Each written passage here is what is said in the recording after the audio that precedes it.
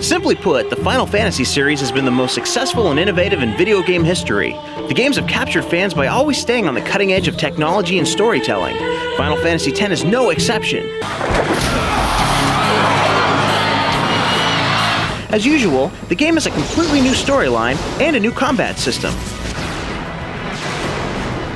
Recently, we went to Japan and talked to the team at Squaresoft to find out how they're keeping the series fresh.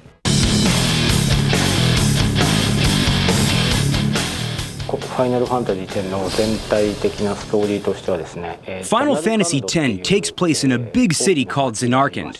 They play a fictional sport called Blitzball there. The main character is a popular player in this sport and comes to a place called Spila to play. When he tries to return to his hometown, he meets many different people, and that's where the story starts. In order to shock and surprise the players the way I did in Final Fantasy VII and VIII, we had to keep including new elements in the game that nobody thought of before. In Final Fantasy X, we could add the voiceovers for the characters and show the facial expressions very well. Because of that, I kept the overall story very simple.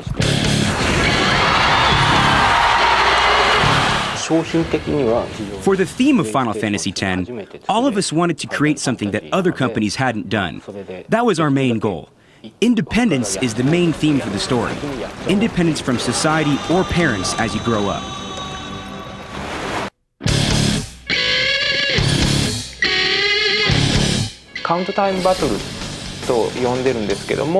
This time we're introducing the count time battle system instead of using active time battle, which we used in the previous games.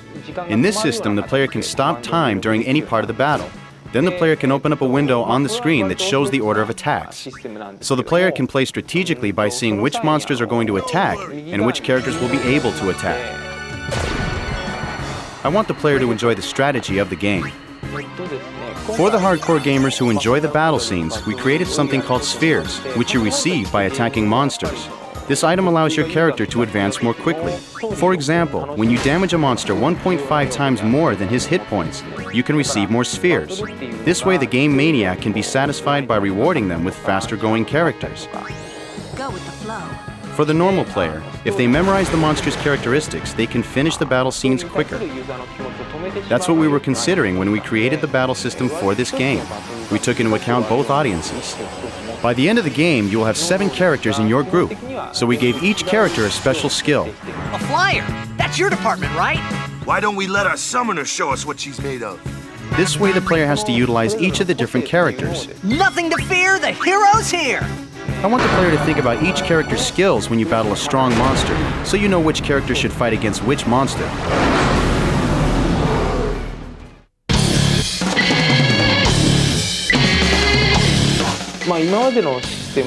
In previous Final Fantasy games, when you would summon a monster, they gave one special attack and then left. So they were usually like magic attacks. But this time when you summon a monster, they stick around and fight alongside you.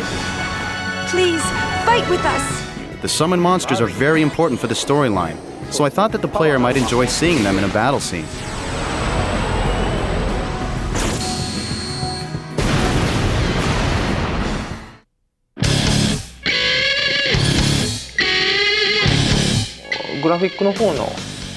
The graphics and designs are much better this time, so the game has a greater impact.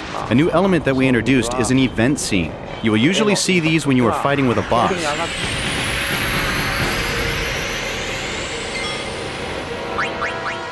So for example, you can fight on top of a flying ship or the edge of a cliff. We use a special situation to start a battle scene so the surrounding elements become part of the battle. The graphics and the camera work will change depending on the situation. This gives the player a more cinematic feel.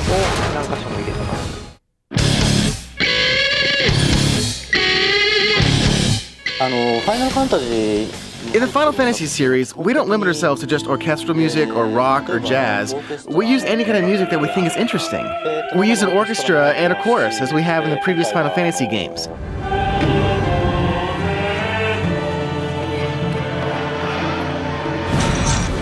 But this time, we also use some rock and roll sounds to give some scenes a harder edge.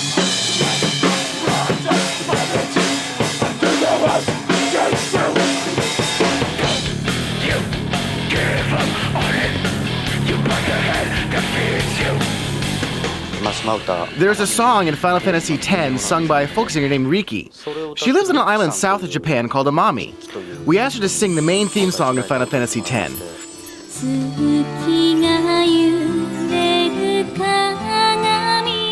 She has such a great and beautiful voice that we're not going to translate the song into English.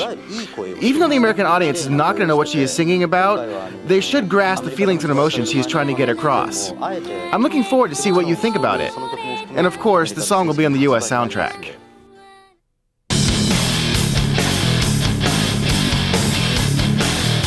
Right after finishing up production on Final Fantasy VIII, we had a meeting to discuss adding voiceovers to match the beautiful images we could create. Hey, not this way. And now that we have the PS2 and DVD quality, we have a lot more room to store things, so that everything, including the graphics and sound, can be better. We called it sin. The most surprising thing that I experienced in LA when we were recording the voiceovers was that all the actors came to the studio in the morning without any information, and they started right off the bat. And they performed perfectly. In Japan, we requested that all the actors in a scene be in the studio at the same time. But in LA, we recorded each character separately. I was worried how it might work out in the beginning, but it worked out great.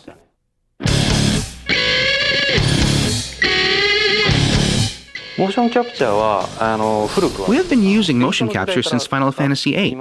We didn't use it that much in Final Fantasy IX because the characters weren't designed to be lifelike. In Final Fantasy X, we used motion capture almost all the time to make the characters seem real.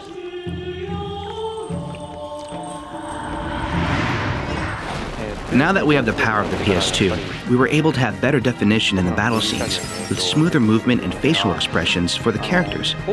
I really appreciate that we could show these details. Also, we can transition between real-time and full-motion video smoothly now, which makes me really happy.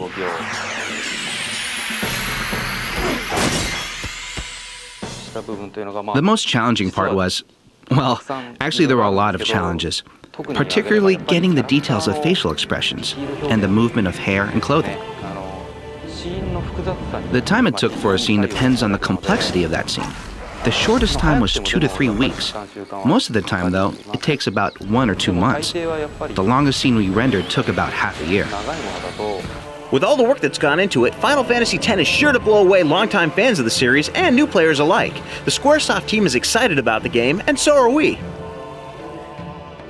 The story of Final Fantasy X is really interesting. So without giving anything away, I want to encourage all the fans of the series not to give up and play all the way to the end of the game. I think you will enjoy the ending.